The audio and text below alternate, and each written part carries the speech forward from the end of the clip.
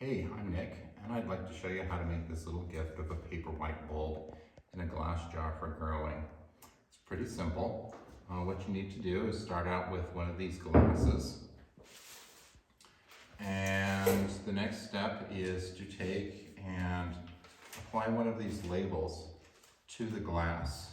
So put the label on the table with two fingers holding it, positioning it, and then with some swift movement, push down in the center and then work out to the edges of the label. And make sure you don't get it too high, because it'll pucker up here at the top. I did that a little bit, but I just wanted to let you know. Next, you'll take a measure of pea gravel and pour it into the jar. You can shake that out. The next step, there's a little instruction card. You'll take that and put that opposite the label. And for our intents tonight, we're taking this flower bulb.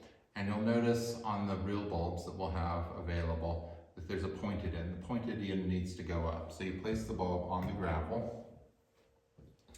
And then the next step is to take a round circle,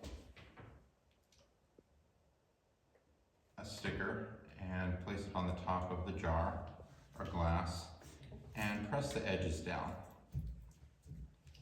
And this will give a nice little seal to the bulb. It's going to be taken off eventually, but it's nice for giving it as a gift.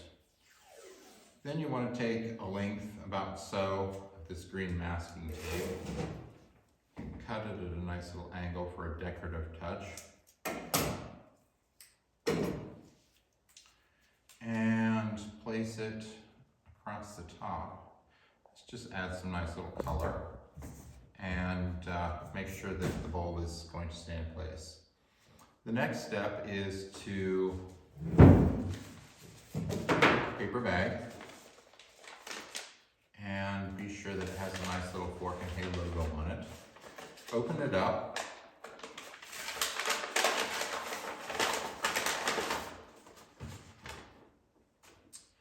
And then take a piece of tissue paper.